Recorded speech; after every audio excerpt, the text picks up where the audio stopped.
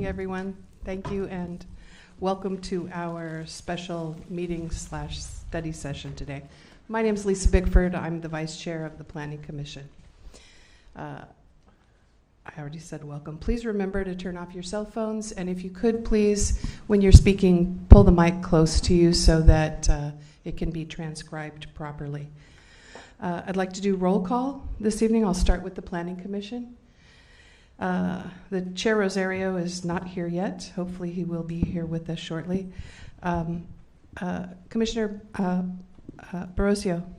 Here. Commissioner Bandal. Here. Welcome. Commissioner Cantrell. Commissioner Cow. Commissioner Casey. Here. Commissioner Escobar. Here. Commissioner Nguyen. Here. Commissioner Oliverio. I thought I saw him. Nope. And Commissioner Young. Here. Thank you. I'd like to also check in the Housing Commission members. Chair Navarro is apparently not here yet. Commissioner Buckholz? Here. Commissioner Cretella? Am I saying that right? Yes. Commissioner Escher? Commissioner Finn? Here. Commissioner Wong? Commissioner Jasinski? Commissioner Mock? Here. Commissioner Moore? Commissioner Moward? Commissioner Moab, is that the one? Yes, Moad? Yeah. Yes. Sorry, it says Moward here on my piece of paper. I apologize. Commissioner Salazar? Commissioner Sapirman? And Commissioner Carroz Medrano. Here. Thank you very much. Did you note that Commissioner Mock was here? Because I didn't. Did Yeah, you hear your I name? am here. Commissioner Mock is here. Present. Thank you. Okay, so we are calling this special meeting and study session to order. Do we need to do the pledge here? Do we have a flag? No flag. Okay. All right, so we're here for the Housing Element Annual Progress Report and Housing Catalyst Team Work Plan. The presentation on the 2025 Housing Element Annual Progress Report and the Housing Catalyst Team Work Plan. This annual report provides updated information on the progress on the 6th cycle housing element, housing production towards our regional housing needs allocation, and progress on the programs outlined in Chapter 3 of the housing element. And who am I handing off to? Here, Vice Chair. Thank you.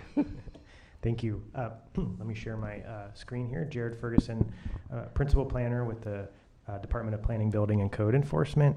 And I will be presenting tonight with Sarah Fields, Deputy Director of the Housing Department.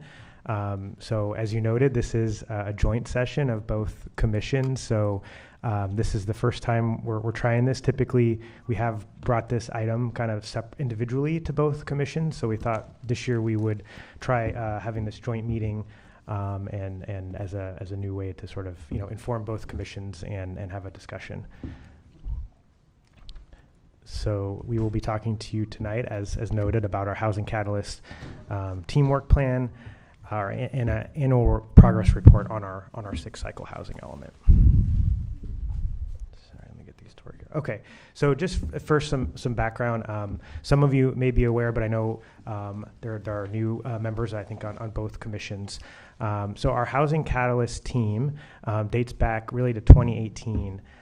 As the city started to really put a focus on our housing crisis and start to think about how we could be more proactive and really work collaboratively across city departments on the complex policy issues of housing. And so we formed this team, which is composed of staff from Planning, Building, and Code Enforcement, our Housing Department, our Department of our Office of Economic Development and Cultural Affairs, our Department of Parks, Recreation, and Neighborhood Services, as well as our other key staff members in the city manager's office and others. And really to kind of collaborate and work on the complex issues we face in the city. And so that was started in our last housing element cycle. And so as we started to prepare our 6th cycle housing element, we wanted to continue that work and really that synergy that we had formed through that team. And so we built in a lot of the elements of our previous housing crisis work plan into the new housing element, 6th cycle housing element. And so when the housing element was adopted by City Council in June of 2023, we also established and created the first Housing Catalyst Team work plan as a part of that. It was really meant to sort of highlight the key work that we were doing for the housing element and other housing items as a way to show what's being worked on actively or what we're about to start, since the housing element itself stretches 8 years, really what's in the next year and the current year of what we're working on. So we had the adopted housing element of June of 2023. We looked to January of 2024 certification from the state of our 6th cycle housing element. And so the last 2 years, we've had these annual status reports on the Housing Catalyst work plan to both commissions as well as the City Council's Committee on Economic Development. And then it follows in March with a report on our housing element progress report. And then that progress report is due every April 1st to state HCD. So to kind of take you through where we're at in terms of our regional housing needs allocation progress, and this is really tracking kind of the actual housing production in our housing element RHNA cycle, our 6th cycle. So it's tracked by calendar year. So as a reminder, there are 8 years in the planning cycle in the 6th cycle. So this spans from 2023 to 2031. So we're in the 3rd year now. And so units are tracked when building permits are issued. So that's typically when construction starts on new housing units and when we kind of get credit against what our goals are. So we're assigned a goal over that 8-year period, a total number of units. The city was assigned 62,200 over that period, broken into these 4 categories: very low income, moderate income, and above moderate income housing. So this is looking at the calendar year goal. So the bars in orange are the kind of the 1/8 total of that 62,000 number, what we should ideally be achieving in 1 year to achieve the total 8-year goal. And then the bars in blue are the numbers, the actual numbers we saw in the last calendar year produced in terms of number of units permitted. So you can see there how our performance was. Something to note, so the very low and low income, those are the restricted units, the affordable units that are restricted. Moderate and above moderate are non-restricted units. Kind of given where the rents were and the methodology given to us by the state, a lot of the units that are market rate units were able to be counted in the moderate income category this year. So that's why you see that blue bar, pretty significant. Through some of the programs we'll talk about have been successful in seeing some projects move forward in the last calendar year. Obviously not where ideally we want to be, but continue to try to do everything we can to try to make progress. And so next slide here, this shows our overall progress. So from 2023 until the present, so the 3-year progress. Again, the orange bars are sort of the overall goal. So you can see the 62,200 number there and the 200, that's our total RHNA allocation. And then the blue bars there are what we've actually performed in the 6th cycle.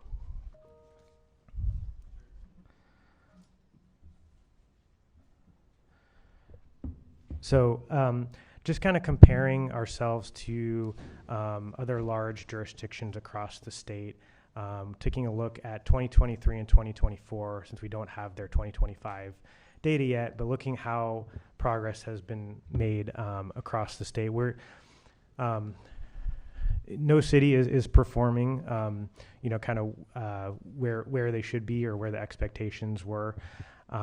Even accounting for where various cities are at in their RHNA progress, since the 6th cycle starts at different times based upon what region of the state you're in. Kind of looking at our regional peers, San Francisco and Oakland, we are somewhat ahead of those, but those cities within our region are still behind other regions of the city in terms of volume of performance. So getting into some of the actual policy work items and our Housing Catalyst work plan, highlighting some work items that we've completed in the last calendar year.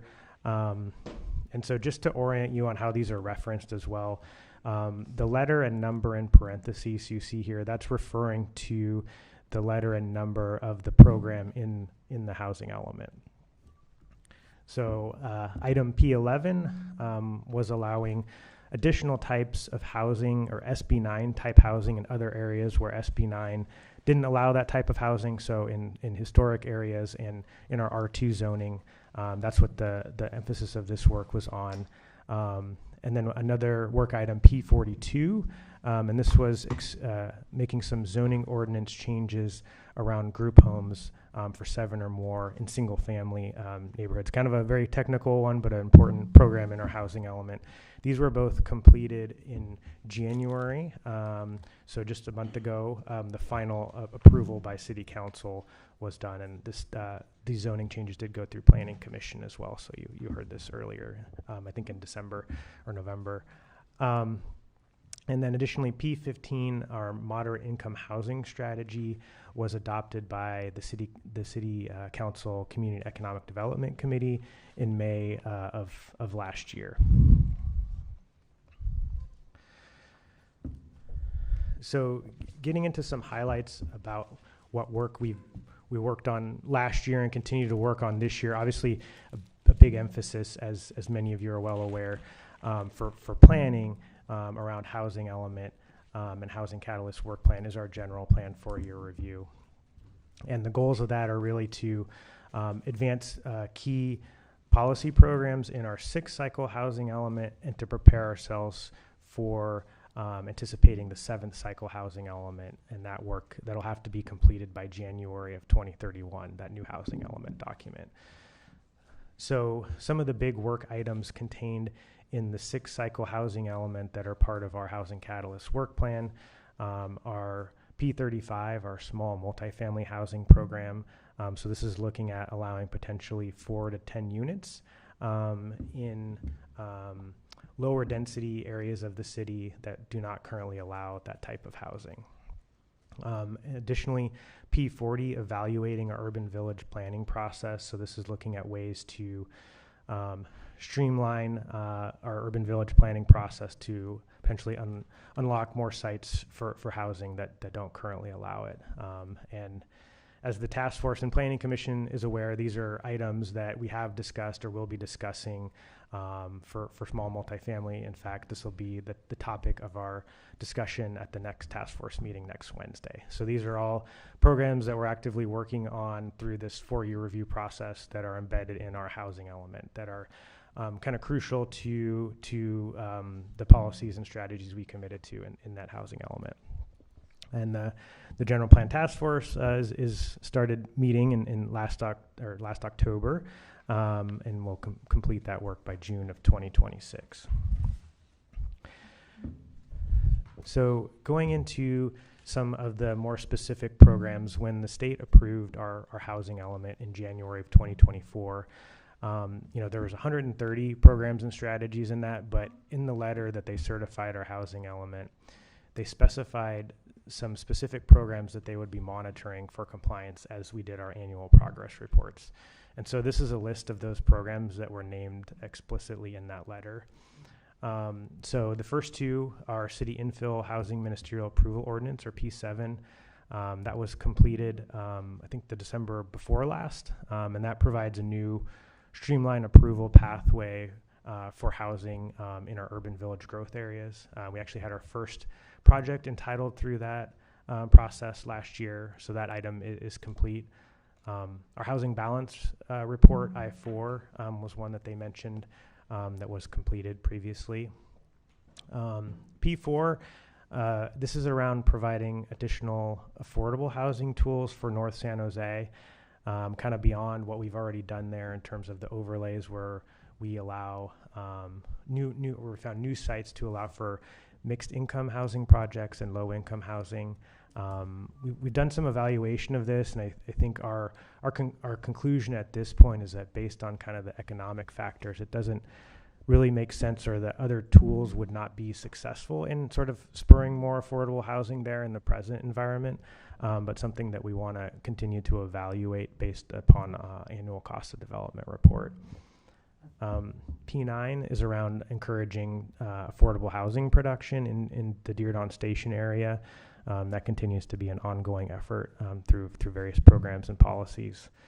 We already talked about our small multifamily housing program. That was one that they specifically identified and mentioned. And then also, as I just talked about, our evaluation of our urban village planning process. And then the last one, P41, is somewhat technical but important, is revising our planning permit conditions to make sure that they comply fully with state law around objectivity. And so we anticipate completing that by the fall of this year. That will be coming through Planning Commission as well, since it will involve changes to the zoning ordinance. And I will pass it to Sarah now to.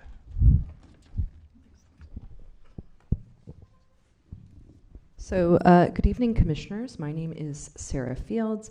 Thank you, Jared.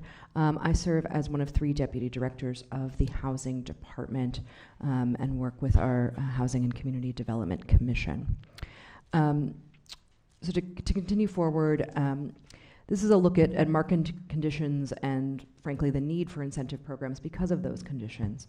So this is probably obvious to most of you, but just to level set, the housing market remains very high priced and competitive. Recently we have seen moderate, and I really want to stress the word moderate, price softening after several years of rapid growth. That being said, affordability challenges persist amid high baseline prices and continued limited inventory, of course, which we are trying to increase inventory through this process, but nonetheless limited inventory continues, which is in part due to the high cost of development. You all are invited to review. We did a cost of residential development, I should say, study session with the City Council in December of last year that really dives into some of the challenges there. All of that being said, there are 2 programs that have just been extended by our City Council as of January 27th. Both of these programs are intended to encourage development despite these challenges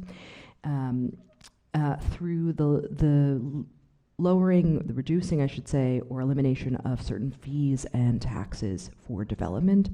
The Multifamily Housing Incentive Program targets particular areas across the entirety of the city. And then the Downtown Residential Incentive Program, as the name obviously implies, is focused on the downtown and also now includes, in addition to new construction, also includes the conversion of office buildings into housing.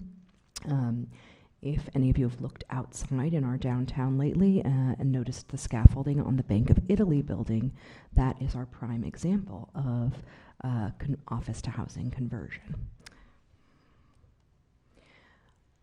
So next, this is a fairly useful but complicated, so I'll walk you through it, graph of the housing continuum across the city of San Jose. To orient a little bit, the blue is for the city service area around neighborhood services and education, and the orange is around community and economic development within that service area. So on the far right, you see home ownership as sort of the high end of the housing continuum, and then sort of working your way towards the left, subsidized home ownership, and then market rate rental units, then rent stabilized units, like from the apartment rent ordinance units, then rent stabilized and restricted, so deed restricted, and then you get into permanent supportive housing units. Then you see kind of within this framework here, these are really all of the different kinds of shelter and supportive units that are for people experiencing homelessness within our city. And then we see certain elements that are city focused and certain elements that are county provided. So you see interim housing units that are temporary, then board and care, that's county, congregant shelter, that's also county, safe sleeping and safe parking sites, and then the motel-based programs all within that sort of section around homeless services within the city and the county. And then to the left of that, we see this would be an unsheltered homelessness, encampment resolution, individuals living in vehicles, outreach, and then at the far left, sort of its own other section, which is preservation of units and prevention of homelessness from the start. So we're back to the sort of interesting numbering and lettering system of our housing element. So these are the key areas around preservation and anti-displacement. First, preservation and community development capacity building. So really working to make sure that city staff and contracted neighborhood organizations and community organizations are able to really serve the needs around community development and preservation. Preservation from keeping people in their homes to making sure that naturally occurring affordable and deed restricted affordable units are remaining safe to inhabit and live in. And that gets us to our next bullet point, preservation, the preservation NOFA, the notice of funding availability, so funding unit preservation to make sure that those units stay habitable, which is also leads us to a more specific program, which is the Soft Story program. On January 27th, it was a big day, it was Housing Day, at the City Council. Our council approved $1.6 million for an initial Soft Story investment, and we recently also got a congressional earmark of another $2 million from Congressmember Liccardo for Soft Story. So Soft Story is essentially small multifamily buildings that have what look like carports on their first floor. Those need retrofitting to withstand earthquakes. Prior to the building code changes in the early 1990s, these were not built to withstand earthquakes. Now they are, but most of the buildings in question here were built in the 1960s, in the 1970s, so they do require this retrofitting, and that's something we're starting to address more and more. Eviction prevention activities through our rent stabilization program. We offer a variety of education and services both to landlords and tenants around eviction prevention, as well as going to court when an eviction is going through the legal process. We've established the tenant preference ordinance, and which helps to select tenants for new construction with a local preference. A local preference defined by council district. So just three newly added items to reference. The inclusionary housing ordinance was updated by the City Council again on January 27th. There was several amendments, several changes made to the inclusionary housing ordinance, but just to briefly orient the group, inclusionary housing is the inclusion of deed restricted affordable housing within market rate development. It generally includes about 15%. There's a variety of different ways to get towards compliance. I think the last time I asked staff, it was 12 or 13 different pathways to compliance. So I'm not going to get into each one, but generally it's building on site, There's an option to build offsite or to pay in lieu fees, but it's really our strong preference to get the units built and to get them built on site. So we've tried to encourage that in the new ordinance. Second was the mobile home rent ordinance. It came before council on January 27th. There was an adoption of state laws to, the acceptance, of course, of state laws and the alignment of the mobile home rent ordinance with state law, and the direction for staff to return towards the end of this calendar year after extensive community outreach with program updates on the mobile home rent ordinance, so stay tuned for that. And then third and lastly, linking land to capital. So there are currently just under 32,000 units that are entitled in the city of San Jose, and we have done a feasibility analysis on those units and determined roughly a third of them are financially feasible at this time, and that's based again on the cost of development study that was done in December, and looking for further analysis there. So there'll be more information around looking at feasibility and really what's possible to get built at this time. So you'll be able to see that report in the coming months. I see a question. Why don't we take questions when I conclude? Unless was it a specific question about this slide? Mm-hmm. There's just 2 more slides, so maybe we could. Very good. Okay. So next steps let's see, exactly in just under a month from today, the City Council will be hearing these items, and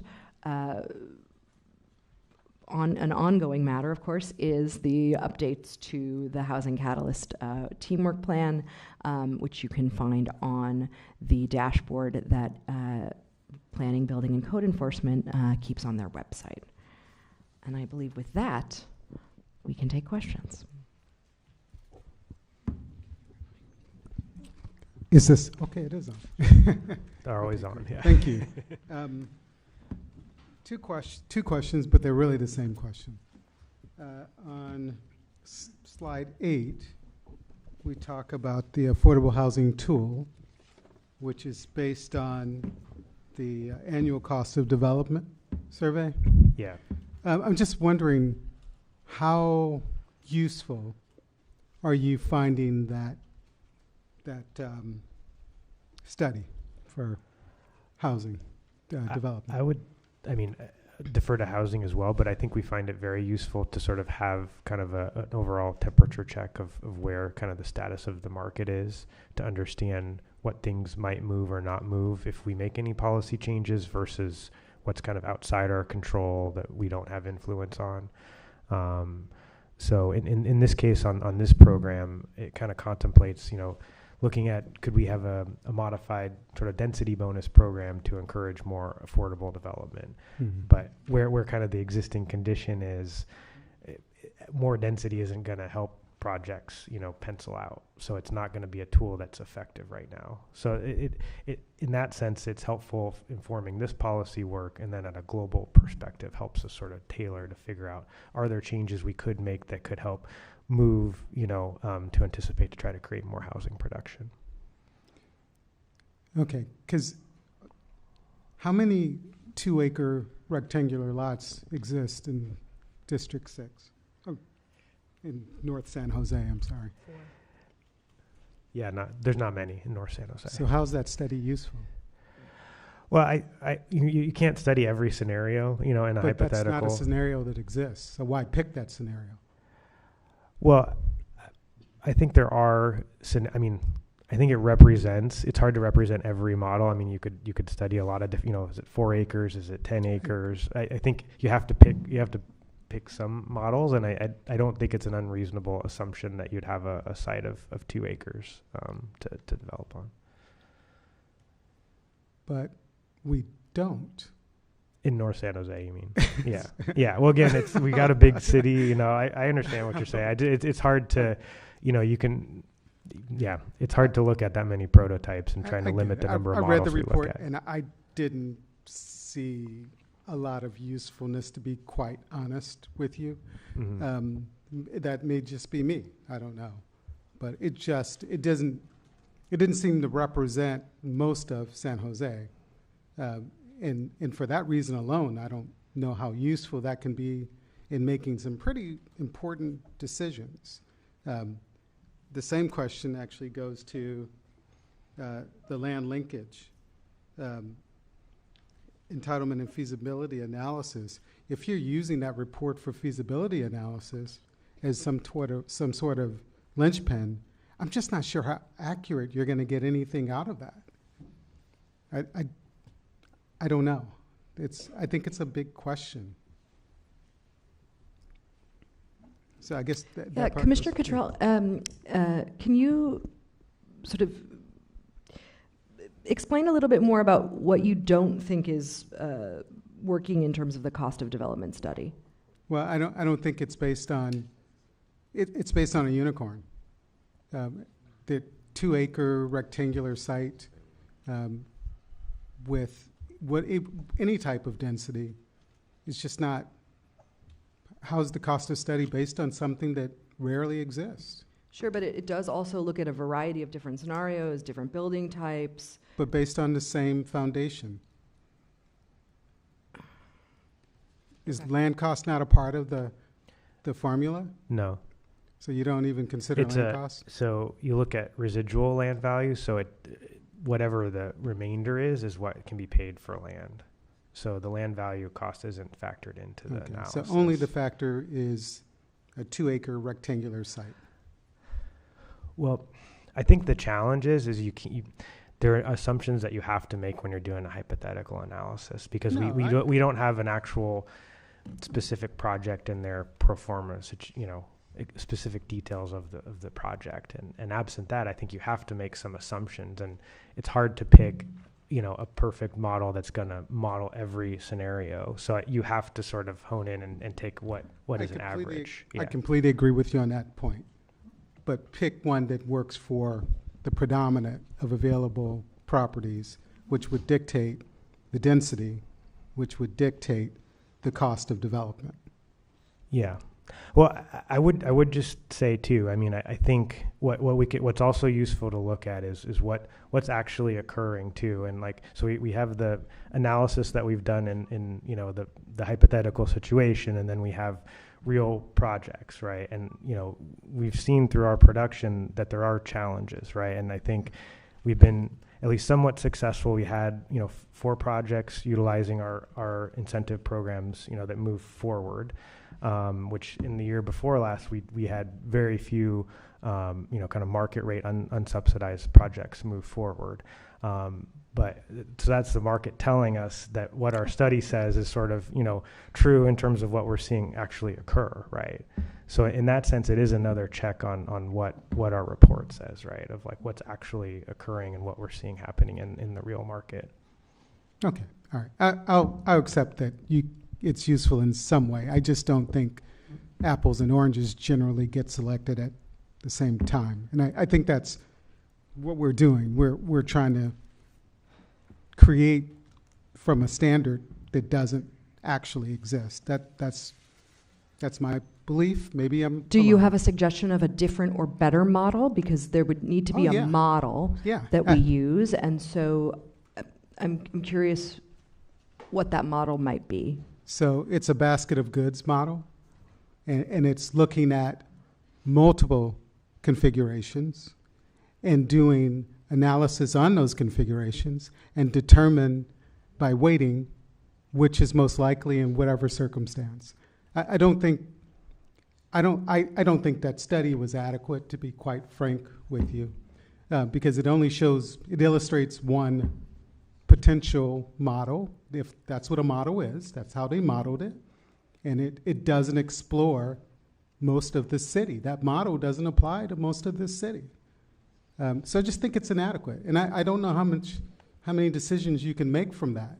I don't know how sound the thinking is. That's my question.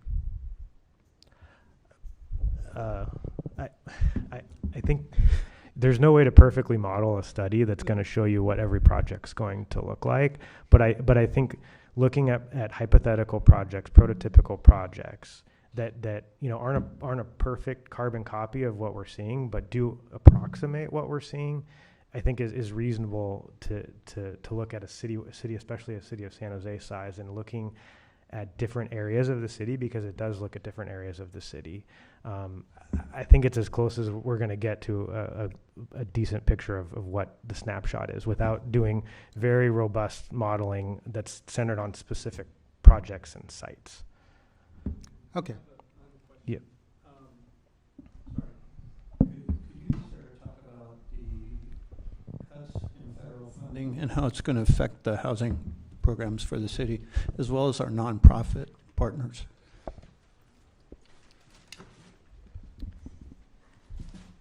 Sure. Do you have a specific federal cut in mind, or?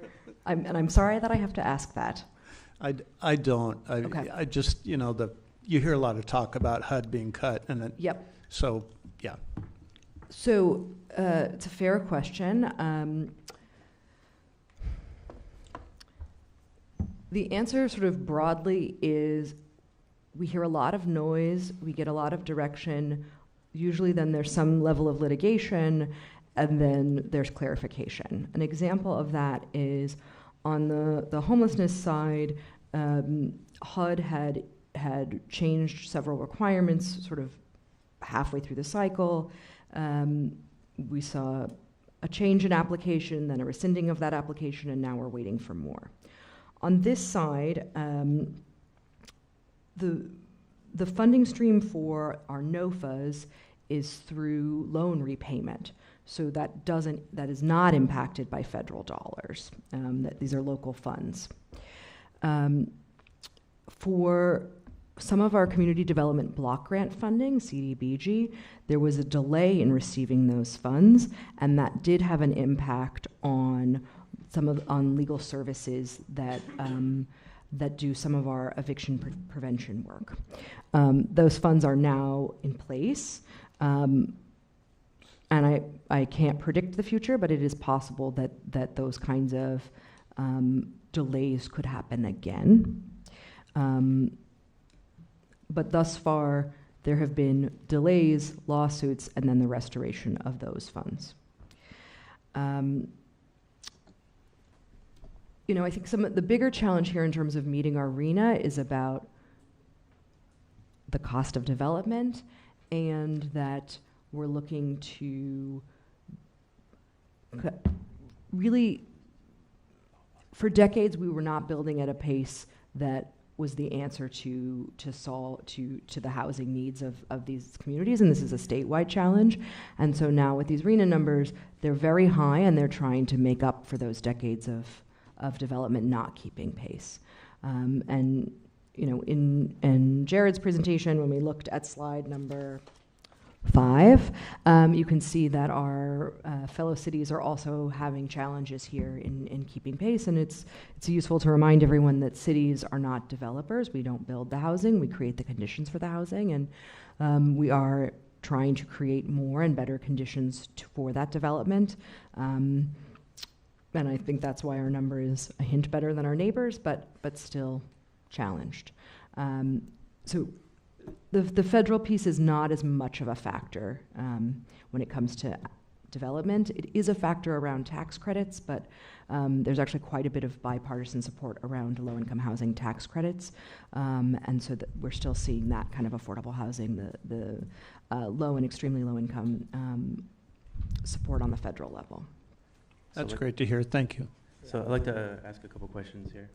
And so when it comes into the affordable housing tool, why was only North San Jose chosen for this study? And I asked that just because I know there's some properties that are empty lots on Monterey, for example.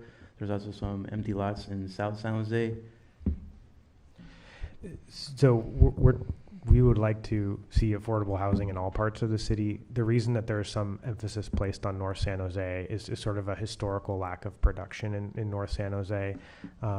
So historically, it's been a predominantly industrial employment area of the city.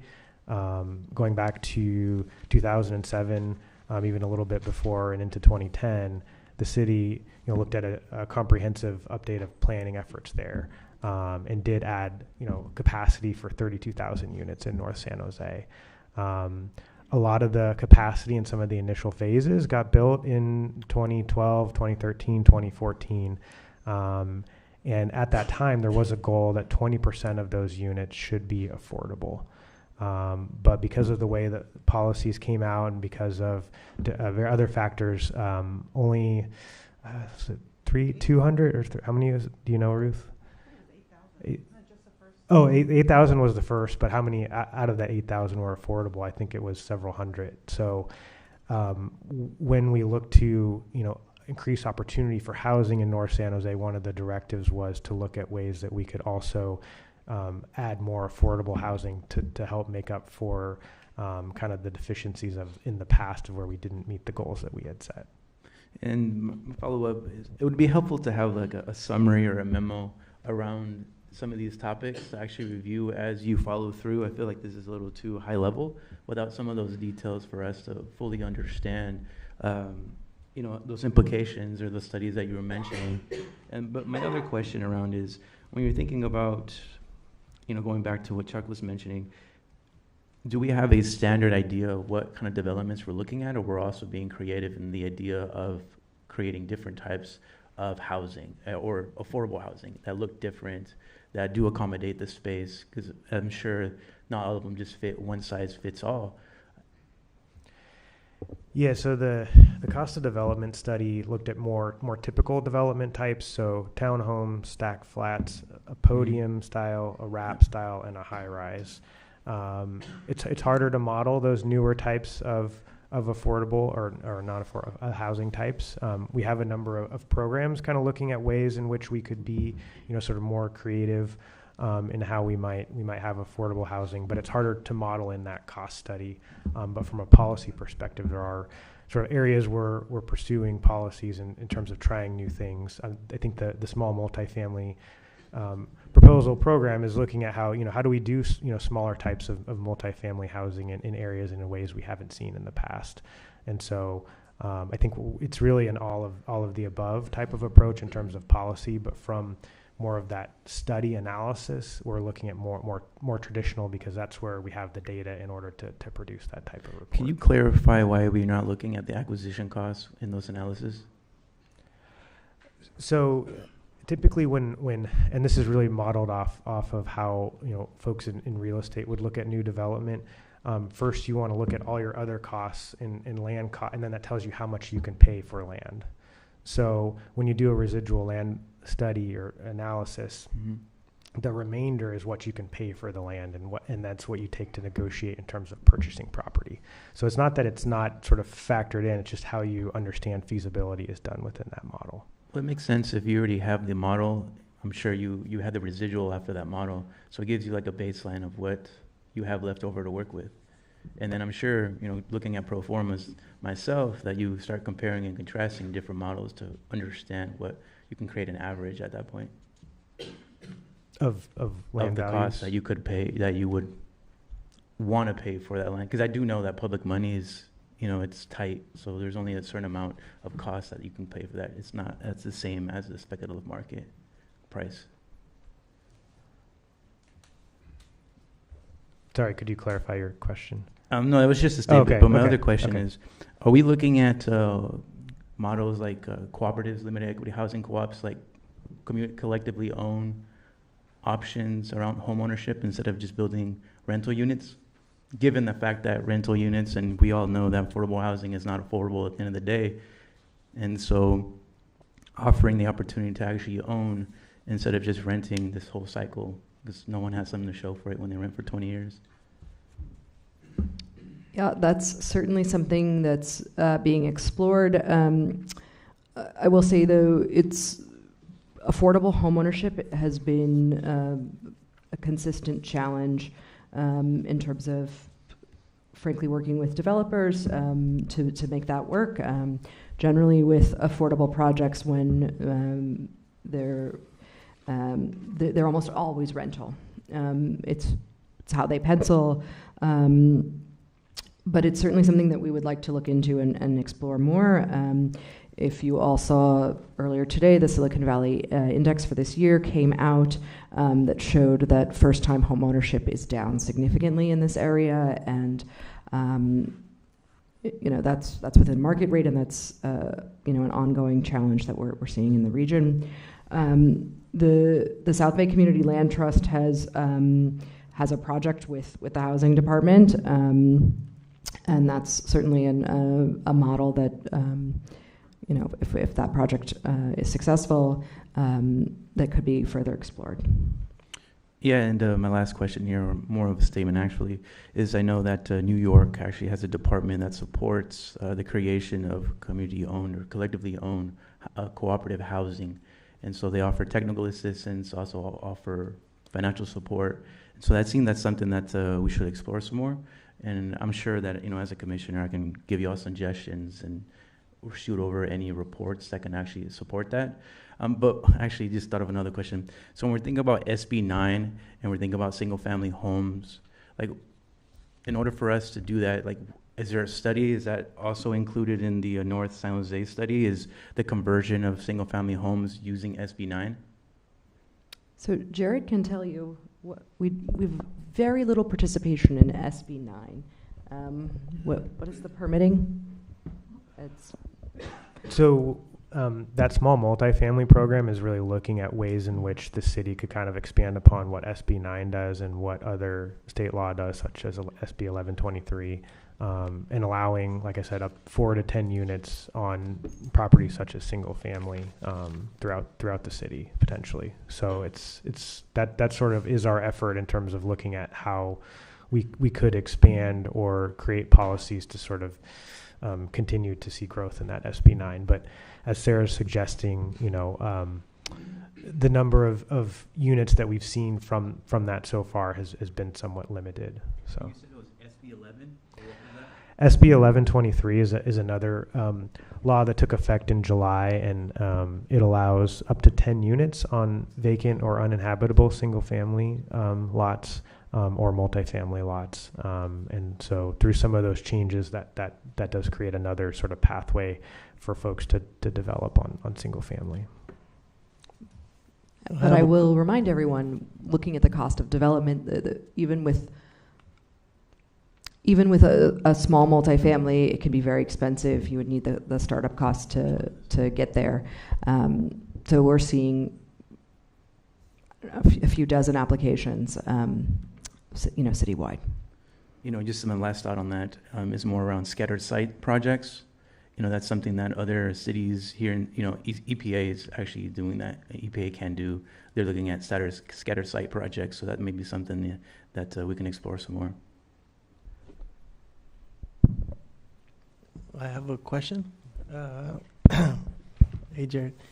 Page 8, last bulletin point, it says to review, revise planning permit conditions anticipated by fall 2026. Can you just kind of quickly talk about that? I know you mentioned it earlier, but some more. Sure. It's a somewhat technical program in our housing element, but there is some language, particularly on permit findings. So the way that state law has evolved, as I'm sure many of you are aware, any of our requirements or findings around housing have to be objective. They can't be subjective in any way. There is some language in our zoning ordinance that needs to be modified to reflect the objective requirements of state law, and so that's what this program aims to fix. It's not something that we're enforcing because of state law, but we need to sort of clean up in our zoning ordinance. So that's the effect of that program. So it's something we'll be, like I said, talking to Planning Commission more about when we kind of bring those changes forward in terms of what the specific details are. But it's just highlighted here because it was an important program that the state highlighted for us to complete. And so we're working through that right now. And then, do you think the net effect would be it'll speed it up or slow it down or stay the same? The permitting process.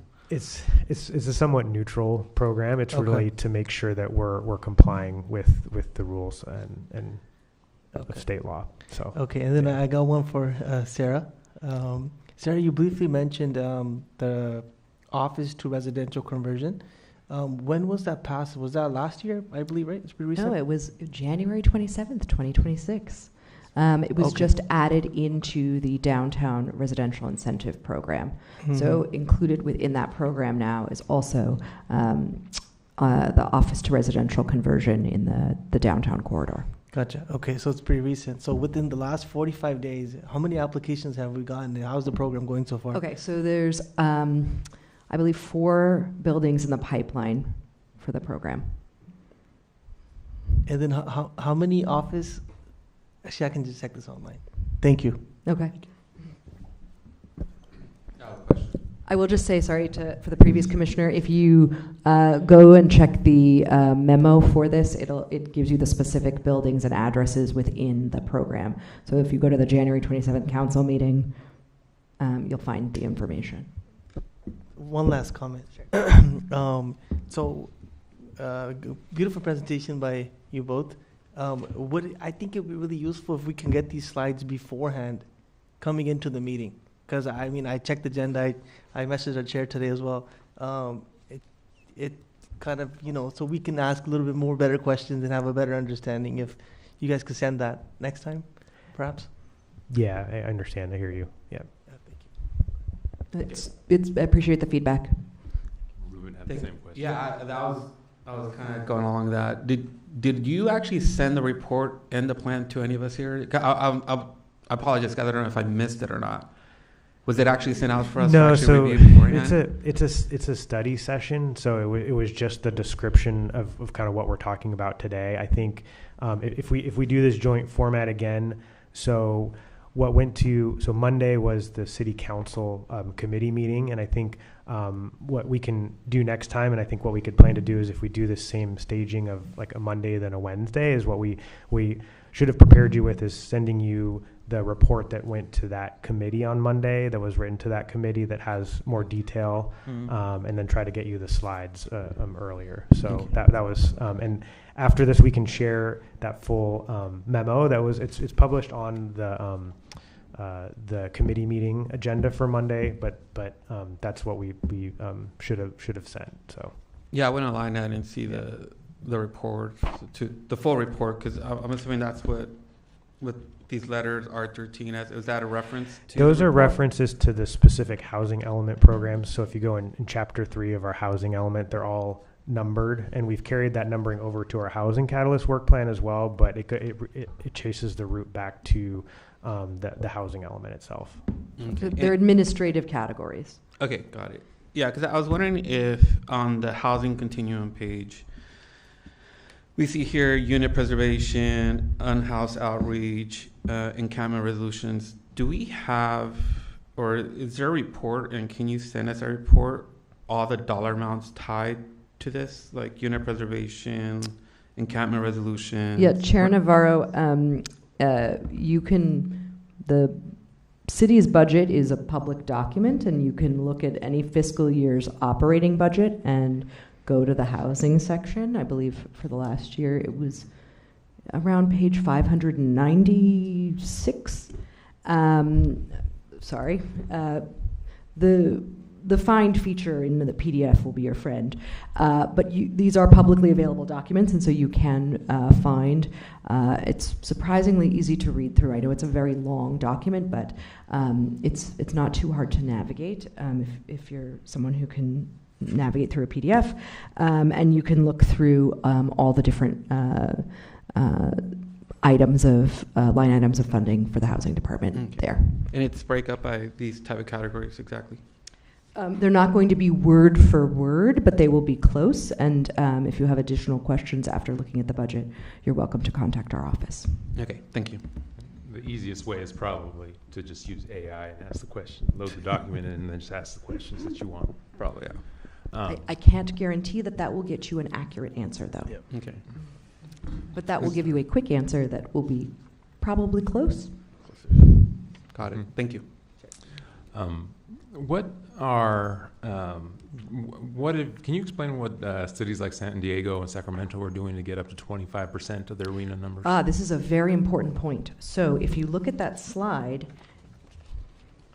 what you need to also look at is that San Diego and Sacramento are 50% through the cycle, and we are 25% through the cycle. So listen, that still would put us, if we were doing exactly what we've done thus far, at about 17%, and they're at 25 and 27% if we're rounding up. So it's a fair point that we're still not doing as well.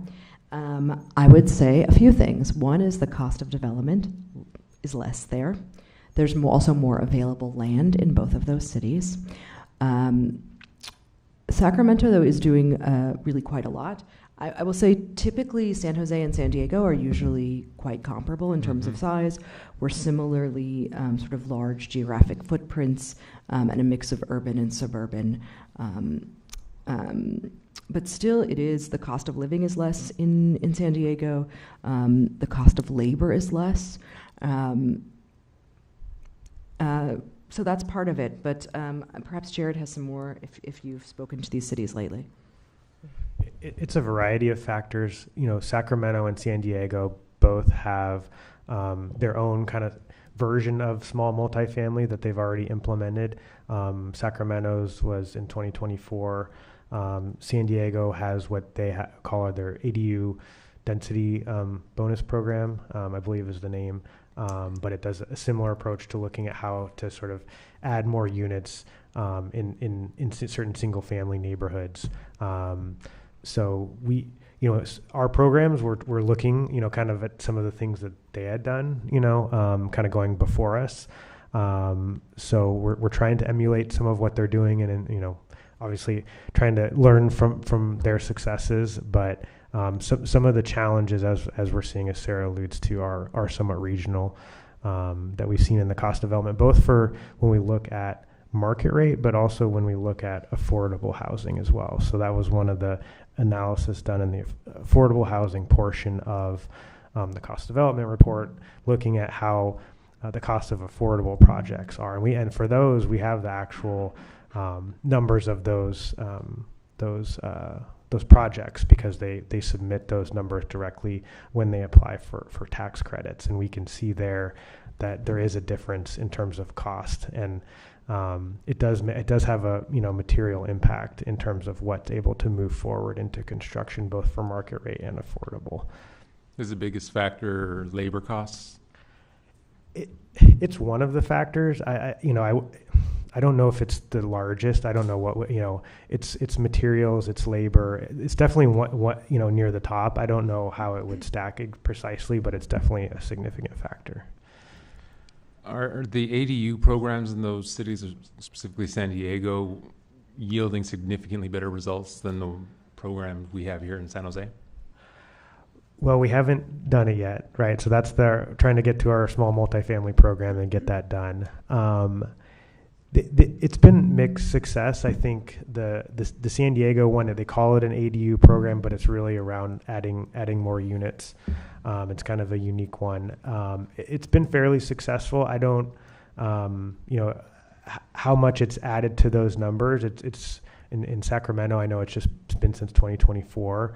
I think, and this is actually getting into what we'll talk about next Wednesday. I think they've had about 29 applications since they've passed theirs. So it's still sort of a work in progress for them. But it's slow, but I think it's trying to set the framework again, as Sarah alluded to. What we can do as a city is we provide the environment to try to encourage the development, and so everything we can do to try to improve and encourage that environment is what we're trying to do through our policy programs. And then Commissioner Pierluigi may know this, but I remember him discussing the sentiment of the supervisors in San Francisco about how these RHNA numbers, the housing element, are exercises in futility. Do you know if cities like San Diego and Sacramento, their city councils have the same sentiment?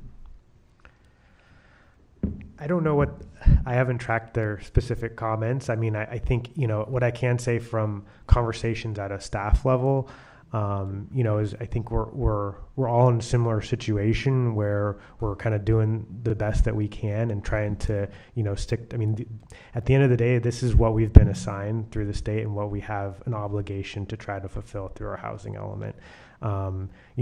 Regardless of some of the realities, we still have to do everything we can to try to achieve it. But as you can see through this chart, even sort of how we compare, everyone's sort of at a real challenge to sort of achieve what's been set, right?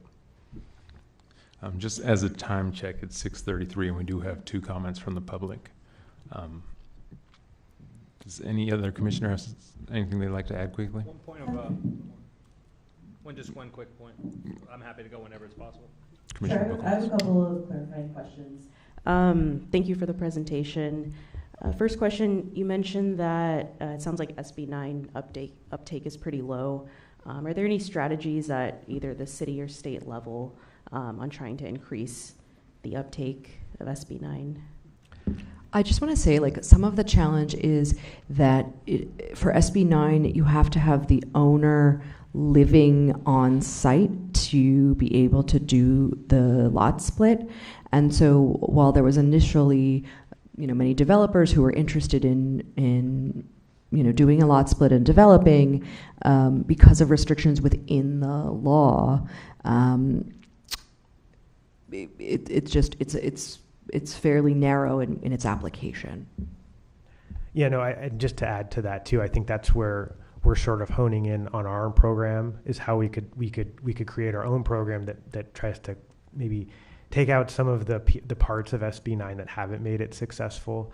Obviously trying to make sure that, there's a reason some of those policies are there, right? Is because we want to encourage, home ownership and those sorts of things. But to the extent that they're a hindrance, through our local program, we could modify it to try to, move the needle to where people, maybe there would be higher uptake. I still think there's still the realities of kind of the economics and all that, but trying to position our own program to make it move forward. But there's always new state laws. I know there's probably some SB 9 modification bills coming this session. So there's a lot of moving pieces and people trying to see it be successful. Thank you. And one more question. So I was reading the website, and it looks like the Housing Catalyst team was developed in 2018. And it comprises of different departments at the city level, and that you guys give reports every year to commissions and city councils. I'm just curious, I guess, has it helped, or can you give any examples of how the merging and the coordinating between these departments has actually led to meeting any of the city's goals around housing? I'm just curious kind of what that's looked like over the years. Yeah, sure. I think it to where it's been successful is that we've been able to, as we went into this housing element, having that team established and having, very clear policy goals in mind. A lot of what we developed through that team effort was put into the housing element. So the concepts around trying to do our own ministerial ordinance, the concepts around trying to do small multifamily, all that was learned through some of that teamwork and team effort to try to, move the needle and move the policy effort forward. So, I think the collaboration and unified goal has been helpful in the policy work, because it really involves multiple departments. It's not just us working in silos. It's not just about land use. It's not just about, affordable housing financing. It's how do they all play together? How do they work to create that environment to see housing production happen? Thank you. One last question. I'm sorry. I know there's some folks waiting online, and thank you all for waiting. But I do want to know around the urban village planning. I know that we had a debacle with the Silicon Sage, and what are some of the measures to prevent that from reoccurring? So the urban village evaluation effort is about how we try to streamline the village planning process. So the general plan has identified 62 urban villages. To date, we've completed 16. And so thinking through what are some strategies to try to see that process move forward more quickly. And so that's really what that program is about, because when you have an unplanned village, there's less opportunity for housing until we complete the effort to change the land uses in that village to allow for residential or mixed use. Otherwise, they're primarily commercial. So in part of one of the key aspects of the urban village process is talking to the community, working with the community to develop a vision and plan for their area. But it's also, one of the contributors to time. So it's trying to balance those things out to provide opportunity for housing, but still provide a pathway where we can do good planning work in terms of working with the community to see what they want to see happen and occur. And I don't think it maybe speaks directly to your comment, but making sure that before development happens, that there's an opportunity to talk with the neighborhood.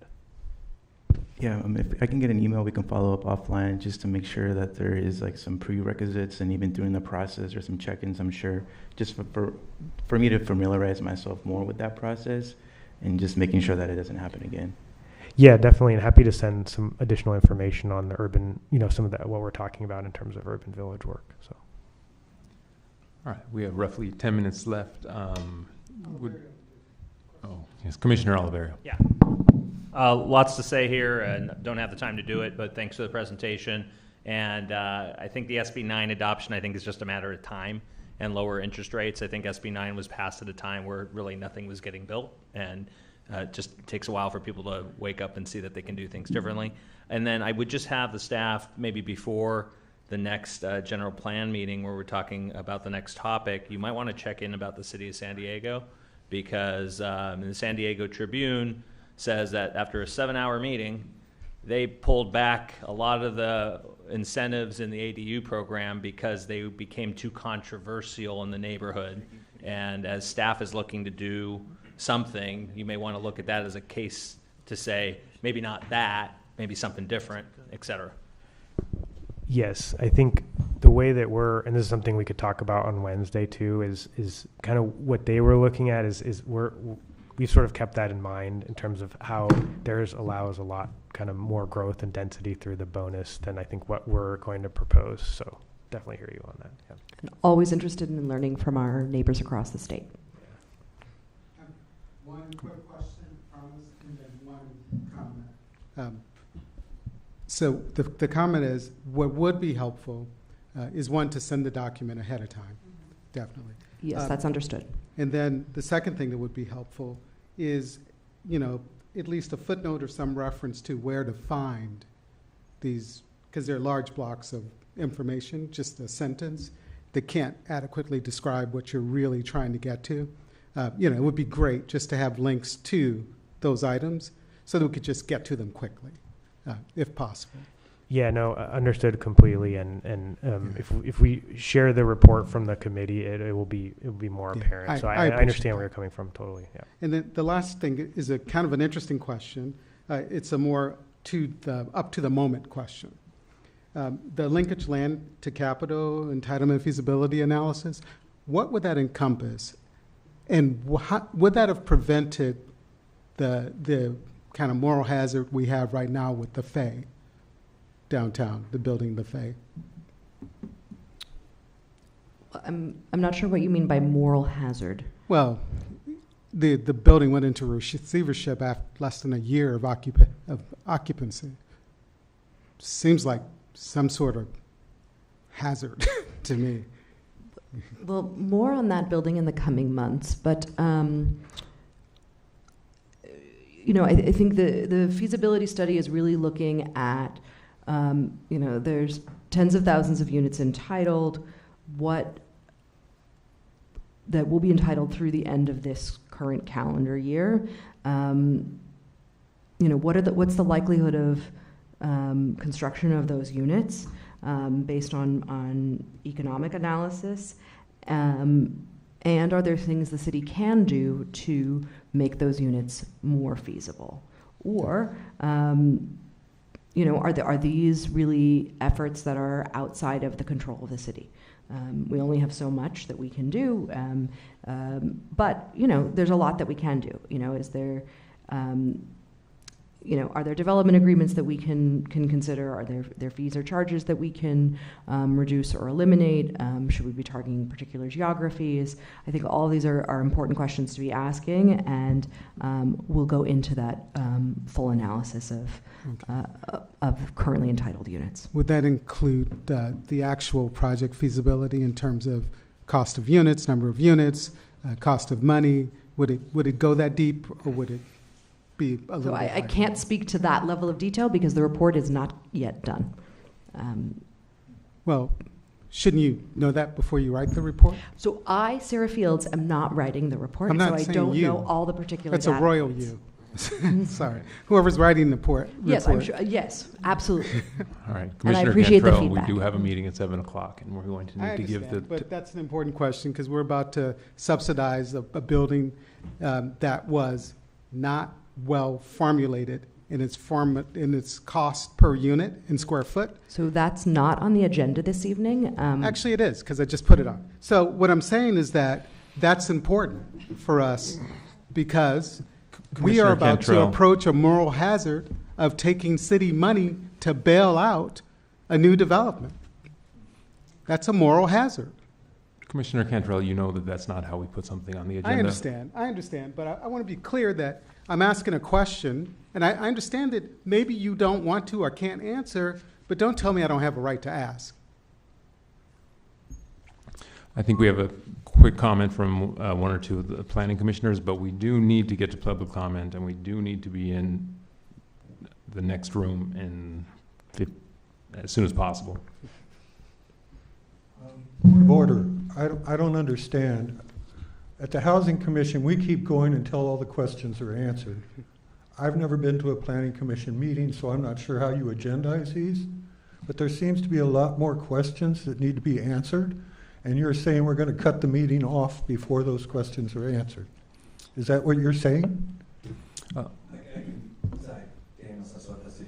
So there's a scheduled planning commission meeting at 7 p.m. and there are folks who are coming to that meeting expecting it to start at 7. I think this was a scheduled study session that was going to last from 5:30 till 7. It's unfortunate that there's comments that haven't been received, but you can write an email, you can follow up with the folks here, the staff. And I will these also comments and these remind questions. all of the commissioners that this item will be coming before the City Council on March 24th, and you're welcome to submit public comment through the city clerk via email or to be present at the meeting and make comments there. And this is not the last time that the housing element is going to come before, hopefully there's a joint session. I don't know if you guys have something planned for the future. So that, again, that will go before City Council on March 24th. Both the Housing Catalyst and the Housing Element Annual Progress Report. And if this were a planning commission meeting or a housing commission meeting, obviously we would continue until everybody had their questions answered. But unfortunately, it's a study session. And I'll remind everyone that a study session means there is no formal vote, it is just feedback. But if you have a comment. I had some questions and comments, but for expediency's sake, since you all need to get out of here and go to another meeting, I would just say the next time we have a joint study session, you allow us more time so that everybody can get their questions in. I see other people still here who have questions, but we're running out of time. So if we do have another joint session, please allow us to have more time. Give us a couple hours instead of an hour and a half or an hour. I think that's fair feedback. And, like I said at the beginning, this is our first time doing a joint. It wasn't meant to limit, and if this isn't the format that works, we're happy to change as well too. So we definitely hear you and understand we weren't trying to limit commissioners' ability to provide us with comments and feedback. So we hear you and we understand. You have two groups of commissioners here and they have lots of questions. So it would seem to me that you would allow more time for the meeting. Understood. But I didn't plan the meeting, so just going forward, I would like to see more time. That's all. Thank you. Yes, I think it's very clear that we would like to see more time, and it's very clear to me just looking at people's faces that there are many more questions that they would like to ask. But I do want to get to public comment. We only have two speakers, so if you would please come up to the microphone. if you still would like to.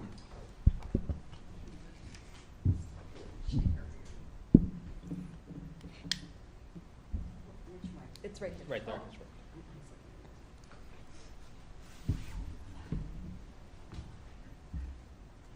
Lil, can you hear me? Lillian Koenig, District 3. I serve on the Senior Commission representing District 3. And I absolutely am enjoying this tonight because this is contentious, and it should be. I live in affordable housing. I'm just going to tell you real quick a comment with talking with your community. This is how you get the feedback. When I moved in there 3.5 years ago, my rent was $14.69, which is on here, the market rate. It is now $16.88. That has gone up $200 a month. Your affordable is not affordable for seniors in San Jose. I can promise you that. You have to move in with a 2.5 times your income to afford affordable. Now, when we talk about affordable and we use that word like it's water, it is not affordable. Let's find another word. And so people moving into my complex now have to come in with $1,800 a month. That's what they're paying, their rent. That's starting. Okay, so when we're talking about community and discussing about what's before, what's after, these are things that you have to take into account. I do not see how living in San Jose is affordable for anybody. Thank you. Thank you. Is there another comment? All right. Hearing none, I know we have to give 10 minutes before the 7 o'clock meeting. Unfortunately, we are out of time. Do you have something very quick to say?